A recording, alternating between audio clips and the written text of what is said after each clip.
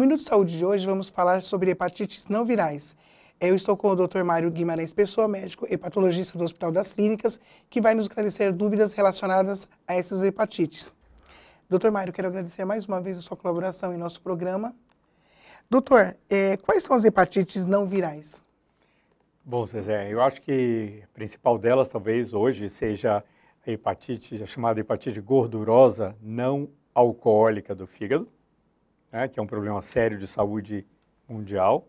Nós temos também, eu acho que, bem lembrar, eu acho a hepatite alcoólica, né, a doença alcoólica do fígado, e talvez, entre as principais, as hepatites chamadas medicamentosas, que estão relacionadas às drogas lícitas e ilícitas, que merecem ser mencionadas também. Certo. E quais as complicações que existem nessas hepatites alcoólicas gordurosas?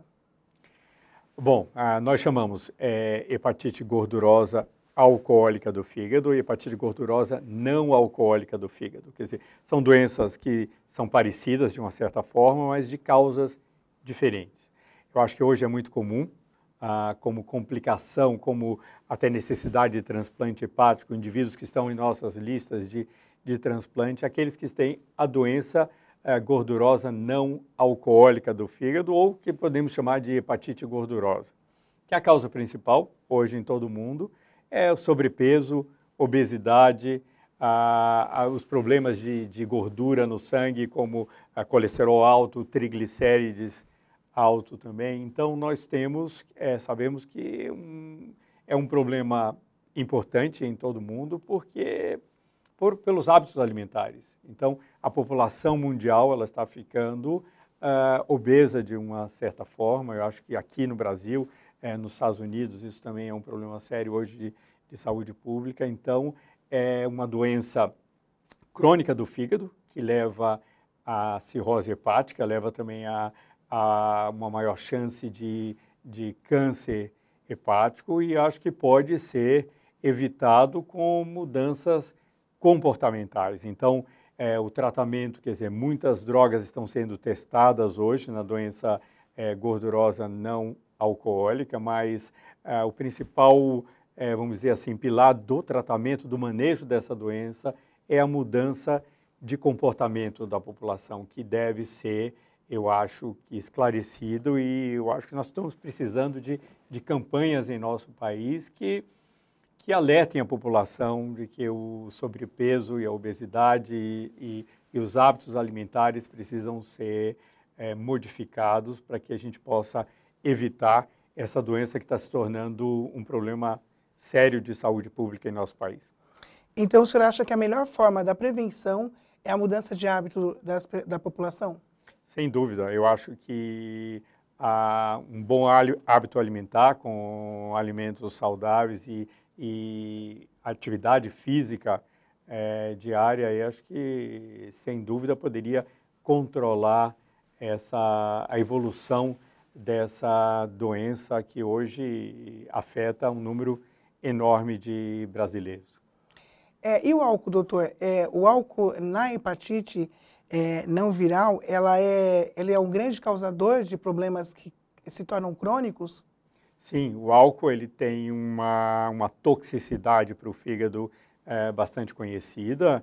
É uma causa também importante no nosso país de cirrose hepática por doença alcoólica do fígado. E o que nós precisamos saber é que não existe, por exemplo, a gente ouve muito falar que as bebidas que são boas, as bebidas que são piores para o fígado, isso não existe. Na verdade, o que existe, o que nós consideramos é a quantidade de álcool que aquele indivíduo bebe diariamente ou bebe no fim de semana. Então, nós sabemos que é diferente no sexo masculino e no sexo feminino. A mulher é muito mais sensível ao álcool, ao dano que o álcool pode causar no fígado. Então, nós utilizamos em gramas de álcool esse valor que pode ser danoso ao fígado. Então, nós dizemos que para o sexo feminino, por exemplo, 20 gramas de álcool por dia, acima desse valor, já pode levar esse paciente, esse indivíduo do sexo feminino, a ter uma cirrose após 5 anos, por exemplo, de ingestão alcoólica. No sexo masculino é o dobro, 40 gramas de ingestão de álcool puro por dia. E como isso é calculado? Claro que depende do valor do teor alcoólico que aquela bebida tem. Então, por exemplo, só a cerveja, ela tem, em média, 6 gramas de álcool por cada 100 ml. Então, se você tem 6% naquela bebida, ou se você tem 12% a 14% no caso do vinho, por exemplo, nós fazemos o cálculo para saber quantas gramas de álcool puro existe naquela bebida. Certo. Então, aquelas pessoas que dizem que bebem socialmente, que só fazem isso de finais de semana, elas devem ficar atentas, mas elas não correm esse risco de chegar a ter uma hepatite crônica. Não existe só o risco naquele indivíduo que é bebedor diário, ou que consome mais de 40 gramas por dia, por exemplo. Então, vamos imaginar, se a gente fala em 14 gramas numa latinha de cerveja, você sabe que 4 latas de cerveja por dia já é suficiente para um indivíduo do sexo masculino estar em risco de uma doença alcoólica do fígado. Mas existe um fator genético associado, quer dizer, não é todo mundo que bebe que tem essa predisposição aumentada para a doença alcoólica. Então, existe o seu fator genético somado à quantidade de álcool que é ingerido diariamente. Você mencionou a questão do fim de semana, do indivíduo que só bebe no fim de semana, e aí nós calculamos também esse risco por fim de semana, daquele indivíduo que passa a semana sem beber, por exemplo, mas que ingere uma quantidade muito grande no fim de semana, e esse indivíduo também pode estar em risco de desenvolver uma cirrose por álcool, por exemplo. Por álcool. E o senhor comentou sobre a medicamentosa, que as drogas também ilícitas, elas causam. Quais são essas complicações que causam a pessoa ter a hepatite através da droga? Nós temos medicamentos, né? Nós citamos drogas porque os medicamentos eles são também chamados de drogas, né? Na verdade, mas você pode ter um medicamento prescrito por seu médico, por exemplo, mas que tem uma chance de causar uma hepatite medicamentosa. Alguns antibióticos e principalmente algumas drogas antifúngicas ou antimicóticas, por exemplo, têm esse potencial de causar uma toxicidade maior que pode variar de indivíduo para indivíduo. Então, às vezes, um medicamento que pode fazer mal a você pode não me fazer mal naquele mesmo medicamento. Então, não é uma característica exclusiva do medicamento, mas também da suscetibilidade daquele paciente, daquele indivíduo ter essa toxicidade. Mas o que a gente tem que lembrar é que não são só os medicamentos prescritos pelos médicos, mas aqueles hoje chamados fitoterápicos, por exemplo, que são vendidos aí sem receita médica por inúmeras causas, às vezes, né, com inúmeras indicações, às vezes até como protetores, vendidos como protetores hepáticos. E nós sabemos que muitos desses fitoterápicos causam hepatites graves. E essas hepatites, elas podem ser não hepatites crônicas, mas hepatites agudas graves. Então, o indivíduo que vai comprar, a gente vê em algumas cidades no interior do país, são vendidas aquelas garrafadas com inúmeras ervas que estão ali colocadas em uma solução, como sendo para doenças hepáticas, para doenças renais, e essas ervas, às vezes, elas têm um potencial de toxicidade hepática e causam hepatites agudas graves que podem levar o indivíduo a ter uma necessidade de transplante hepático, por exemplo, por causa dessa toxicidade medicamentosa. Né? Então, mesmo essas ervas medicinais, então, as pessoas realmente têm que prestar mais atenção e saber realmente se aquilo não causa o mal.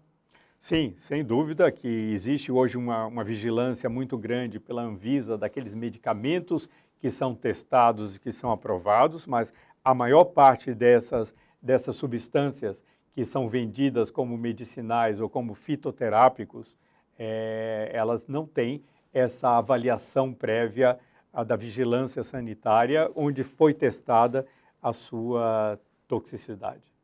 Então, qual que é a melhor forma de prevenção dessas hepatites não virais, doutor Mário? Bom, eu acho que se tratando da doença gordurosa, é como a gente já havia mencionado, é comportamental, é você se manter bem fisicamente, fazer atividade física pelo menos 5 vezes por semana, diária se for possível, e ter uma alimentação saudável. Essa é a melhor forma de evitar, de prevenir a doença gordurosa do fígado. Em relação à doença alcoólica do fígado, beber com moderação, saber que existe um risco elevado acima de uma determinada quantidade de álcool todos os dias, ou até mesmo de uma quantidade mais exagerada nos fins de semana, então beber com moderação sem dúvida nenhuma. Em relação à questão das hepatites medicamentosas, sempre tem uma orientação médica para a utilização não só dos medicamentos vendidos em farmácias, mas também dos chamados fitoterápicos ou da medicina baseada em ervas, por exemplo, que hoje é bastante difundido em nosso país e eu acho que se deve ter um cuidado de ser bem utilizado e sob orientação médica, sem dúvida. E também a gente tem que mencionar que existem hoje, por exemplo, todas essas substâncias utilizadas em academias como suplementos, às vezes, alimentares e que existem o risco, se utilizados em excesso também, para essa toxicidade hepática, né? Doutor Mário, quero agradecer mais uma vez a sua colaboração em nosso programa com mais esses temas relacionados à hepatite. Muito obrigado mais uma vez. Até o nosso próximo Minuto Saúde.